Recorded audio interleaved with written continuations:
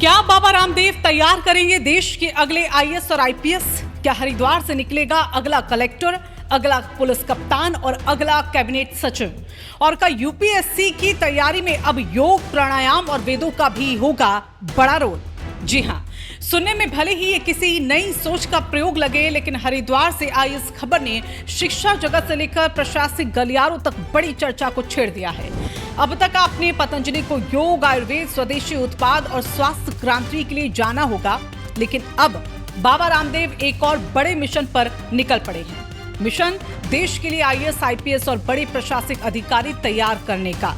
हरिद्वार में पतंजलि ने पतंजलि सिविल सेवा अकेडमी शुरू करने का ऐलान किया है। दावा है कि यहां सिर्फ परीक्षा पास कराने की तैयारी नहीं होगी, बल्कि ऐसे अधिकारी तैयार किए जाएंगे जो राष्ट्र सेवा, भारतीय संस्कृति और प्रशासनिक दक्षता का अनूठा संगम हो। यूपीएससी देश की सबसे कठिन परीक्षाओं में से एक। हर साल लाखों युवा सपना देखते हैं, कुछ महीने नहीं बल्कि कई सालों तक संघर्ष करते हैं। दिल्ली के मुखर्जी नगर और राजेंद्र नगर जैसे इलाकों में हजारों छात्र अपने सपनों के साथ पहुंचते हैं, लेकिन अब पतंजलि कह रही है, क्यों ना तैयारी का एक भारतीय मॉडल बनाया जाए। एक ऐसा मॉडल जहां किताबों के साथ चरित्र निर्माण भी हो, जहां प्रशासनिक ज्ञान के साथ मानसिक संतुलन भी हो और जहां नौकरी नहीं बल्कि राष्ट्र सेवा का भाव पैदा किया जाए। बाबा रामदेव ने कहा कि भारत संविधान से चलता है, लेकिन कानूनों का प्रभावी क्रियान्वयन अधिकारियों के चरित्र पर भी निर्भर करता है। यानी संदेश साफ है, अच्छे कानून काफी नहीं है, अच्छे अधिकारी भी चाहिए। और यही सोच लेकर पतंजलि लेकर आई है अपना त्रिशिक्षा मॉडल। अब जरा इस मॉडल को भी आप समझ लीजिए। इसका पहला स्तंभ आध्यात्मिक ज्ञान, दूसरा स्तंभ प्रशासनिक उत्कृष्टता और तीसरा स्तंभ शैक्षणिक कठोरता। पतंजलि का दावा है कि ये मॉडल ऋग्वेद, यजुर्वेद और सामवेद की त्रिवेणी की तरह काम करेगा। मतलब यूपीएससी की तैयारी सिर्फ नोट्स और टेस्ट सीरीज तक सीमित नहीं रहेगी, बल्कि योग, प्राणायाम और भारतीय ज्ञान परंपरा भी इसका हिस्सा होंगे। एकेडमी का जो पूरा पाठ्यक्रम है वो राष्ट्रीय शिक्षा नीति और भारतीय ज्ञान परंपरा के अनुरूप तैयार किया जा रहा है।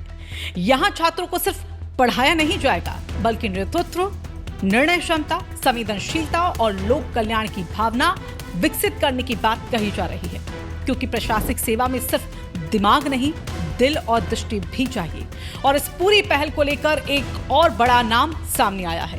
वो नाम जिसे आज लाखों यूपीएससी अभ्यर्थी जानते हैं, अवध ओझा। जी हाँ, देश की चर्चित सिविल सेवा मार्गदर्शक अवध ओझा इस एकेडमी का नेतृत्व करेंगे। बताया गया है कि शुरुआती 1 महीने के विशेष सत्र में वो इतिहास और प्रेरणा विषय पर विद्यार्थियों का मार्गदर्शन करेंगे। अवध ओझा का कहना है कि लक्ष्य सिर्फ जानकारी देना नहीं है, बल्कि विद्यार्थियों के विवेक को जागृत करना भी है। यानी तैयारी सिर्फ परीक्षा के लिए नहीं, जीवन और प्रशासन दोनों के लिए जरूरी होगी।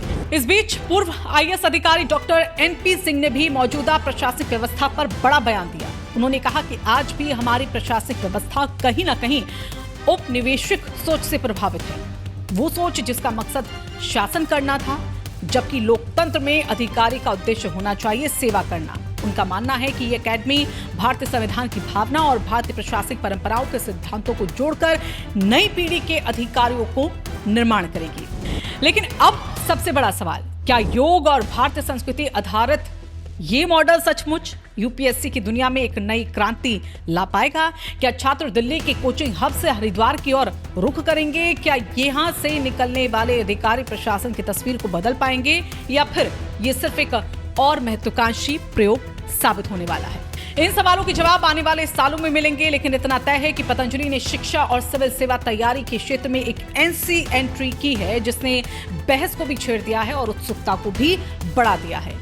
अब देखने वाली बात यह होगी कि योग की नगरी हरिद्वार क्या सचमुच देश को नए आईएएस, आईपीएस और नीति निर्माणता देने का केंद्र बन पाती है या फिर नहीं? तो आप क्या सोचते हैं इस पर? क्या यूपीएससी की तैयारी में योग, भारतीय संस्कृति और चरित्र निर्माण को शामिल किया जाना जरूरी है? क्या पतंजलि का ये जो मॉडल है सफल होगा, या फिर सिविल सेवा की तैयारी केवल पारंपरिक तरीके से ही बेहतर हो सकती है? अपने जवाब, अपना कमेंट बॉक्स में जरूर दीजिएगा।